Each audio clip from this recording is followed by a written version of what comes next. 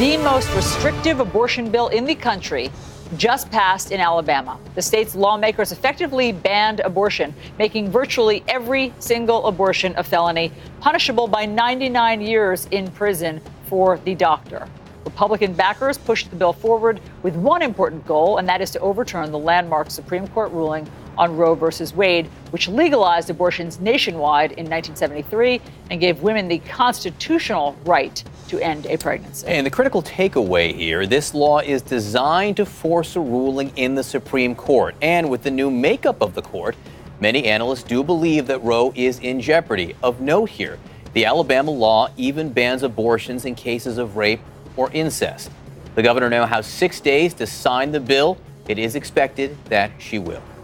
Democratic State Senator Bobby Singleton voted against the bill and choked back tears on the floor of Alabama's Senate after it was passed.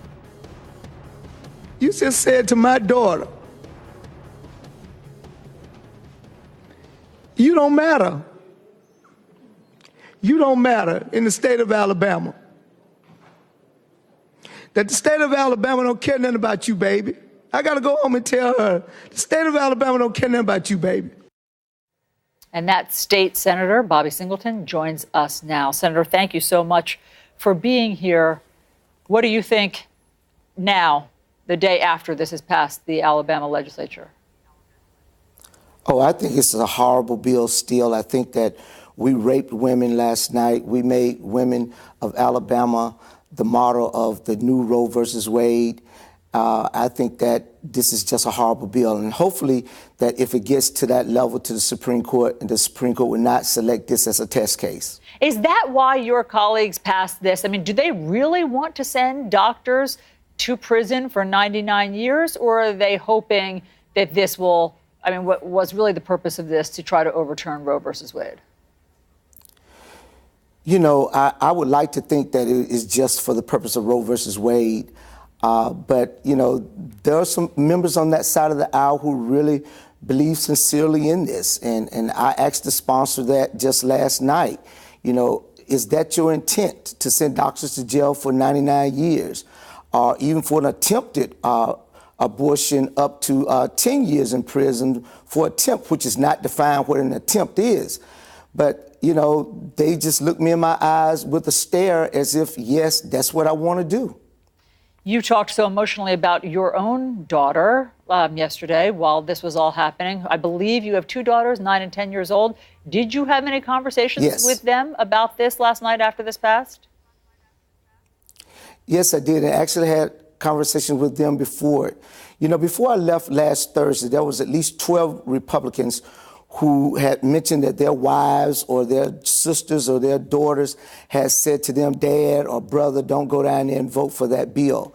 And something went wrong over the weekend that members got lobbied or whatever happened, and only 4 of those Republicans stood with us to stand on it. So I don't know what ever happened to the other 8, but I think that they all have to go back and look at their wives and their sisters and their daughters and their mothers in the face to say what they did last night.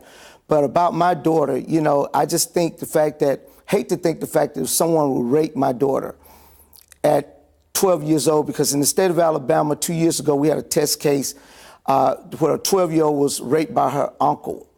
And if I had to have that, you know, that is just sad to tell my daughter that she had to carry that baby for 9 months here in the state of Alabama and look that rapist in the face for the rest of her life.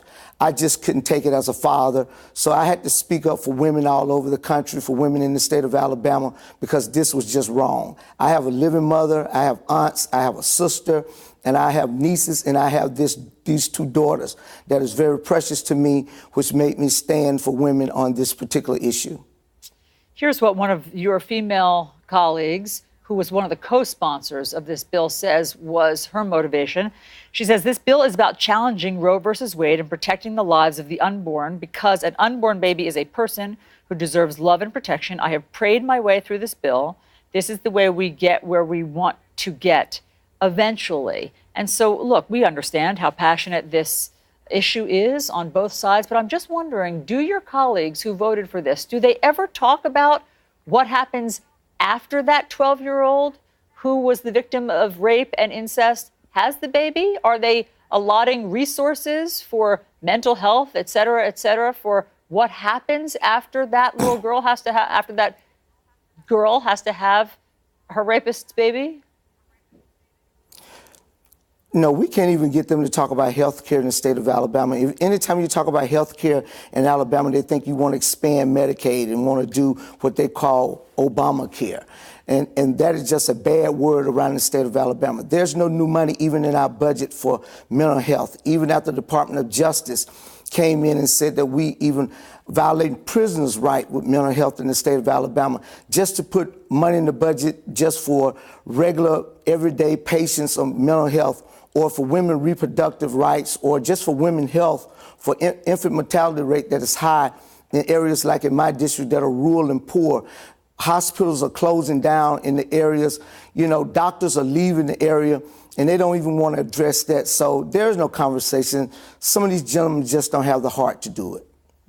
The latest Quinnipiac poll in terms of how Americans feel about abortion is from July, and it says that if the Supreme Court were to overturn Roe versus Wade, would you consider it a good thing or a bad thing? 23% believe good thing. 66% of the country believe that would be a bad thing. And I also wonder about your colleagues who sponsored this or who certainly voted for it. Do they fear any sort of political backlash? Obviously not, because this bill that they put together looked like it was a rush job. They really didn't do a good job in defining when life starts. It's just about when a woman knows that she's pregnant, then if she go to have an abortion at that time, does a doctor face that criminalization? They didn't define what attempt of abortion is. So I don't think they did a real good job at working this. This sounds like one of those ALEC bills that they just jumped on, something going nationally with Republicans right now. So there's no real thought in this. They're just trying to get to the Hill to say that we're the first to race in to get Roe overturned. Which state is going to be first? And we're going to waste a lot of money in legal funds trying to make that happen. And the state of Alabama just don't have that kind of money to be fighting legal challenges like this. Now it goes to the governor for signature. What do you want to say to your governor? I say to Governor Ivey, you're a compassionate woman. I would just like to ask you not to sign this bill. Think about what you're doing to mothers. Think about what you're doing to babies that could be raped. Think about what you're doing to just women in their reproductive health in your state.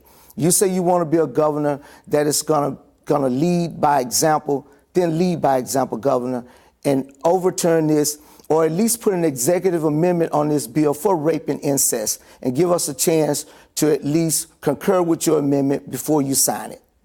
State Senator Bobby Singleton, thank you very much for bringing us your perspective on what's happened in Alabama yesterday. Thank you for having me. All right, joining us now is CNN chief political correspondent Dana Bash. Dan, I think the point here that's important for people to realize is this is not an abstraction at this point. Exactly. The Supreme Court has changed. Anthony Kennedy, who was the swing vote on abortion, is gone. Brett Kavanaugh, who it is believed has opinions on abortion, is now there. There are people, including Jeffrey Toobin, who think Roe v. Wade is done. This case designed to work its way up to the court and get some kind of a ruling. Absolutely. As he just said, I mean, he called it a rush job. There's little question that there is a race in some of these very conservative states to be the first to poke at the Supreme Court, to try to get this to the Supreme Court. Whether or not this is going to be the one, of course, there was a law that was just passed and signed into law in Georgia, less restrictive than Alabama, but still pretty restrictive. We'll see.